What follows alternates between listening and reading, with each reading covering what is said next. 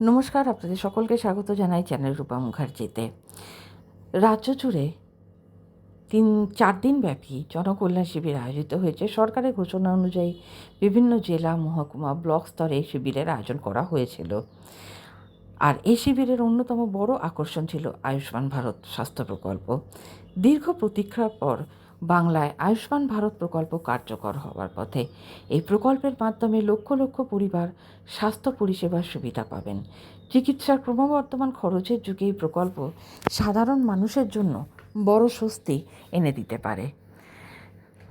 এই প্রসঙ্গে সবার প্রথমে যে প্রশ্নটি মনে আসে সেটা হলো, আয়ুষ্মান ভারত প্রকল্পে কী সুবিধা মিলবে? আয়ুষ্মান ভারত প্রকল্পের আওতায় একটি পরিবার বছরে সর্বোচ্চ 5 লক্ষ টাকা পর্যন্ত বিনামূল্যে চিকিৎসার সুবিধা পাবে। সরকারি ও তালিকাভুক্ত বেসরকারি হাসপাতালে এই সুবিধা ব্যবহার করা যাবে। সবচেয়ে গুরুত্বপূর্ণ বিষয় হলো, যদি কোনো পরিবারের মধ্যে 70 বছর বা তার বেশি বয়সের প্রবীণ নাগরিক থাকেন, তাহলে তিনি আলাদাভাবে আরও 5 লক্ষ টাকা পর্যন্ত বিনামূল্যে চিকিৎসার সুবিধা পাবেন। এই ক্ষেত্রে প্রবীণ নাগরিকদের জন্য আয়ের কোনো ঊর্ধ্বসীমা রাখা হয়নি। ফলে বহু প্রবীণ ব্যক্তি যারা আগে স্বাস্থ্য বিমার আওতায় ছিলেন না, তারাও এই প্রকল্পের মাধ্যমে চিকিৎসার সুযোগ পাবেন। সরকারি তথ্য অনুযায়ী নিম্নলিখিত ব্যক্তিরা এই প্রকল্পের জন্য যোগ্য হতে পারেন।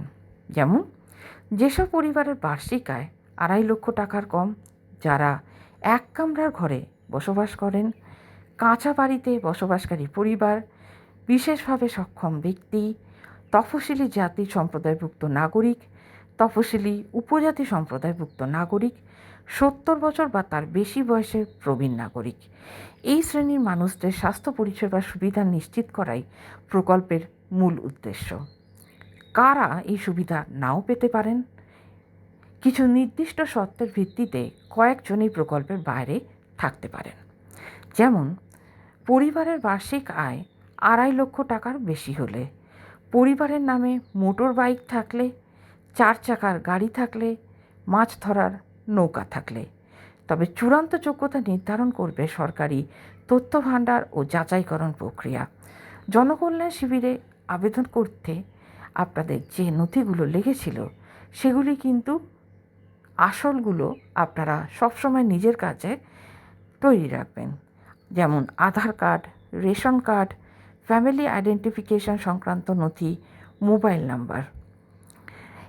এবার বাড়িতে বসেই অনলাইনে কিভাবে নিজের নাম চেক করবেন? অনেকেই জানতে চান, আয়ুষ্মান ভারতের সুবিধাভোগীর তালিকায় নিজের নাম আছে কিনা তা কিভাবে জানা যাবে। এর জন্য অনলাইনে যাচাই করার সুযোগ রয়েছে। ধাপে ধাপে পদ্ধতি আপনারা শুনে নিন। প্রথম ধাপ হলো, আয়ুষ্মান ভারতের অফিসিয়াল ওয়েবসাইটে যান।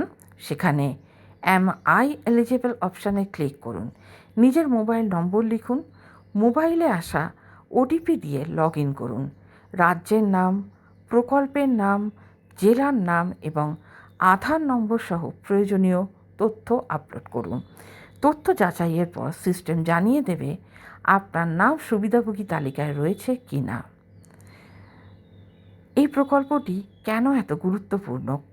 কারণ বর্তমানে সাধারণ মানুষের জন্য চিকিৎসা খরচ একটি বড় চিন্তার বিষয়। অনেক পরিবার শুধুমাত্র অর্থাভাবে উন্নত চিকিৎসা করাতে পারেন না।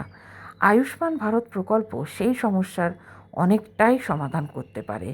বছরে 5 লক্ষ টাকা পর্যন্ত বিনামূল্যে চিকিৎসার সুবিধা পাওয়া গেলে গুরুতর অসুস্থতার ক্ষেত্রেও পরিবারের উপর আর্থিক চাপ অনেক কমবে।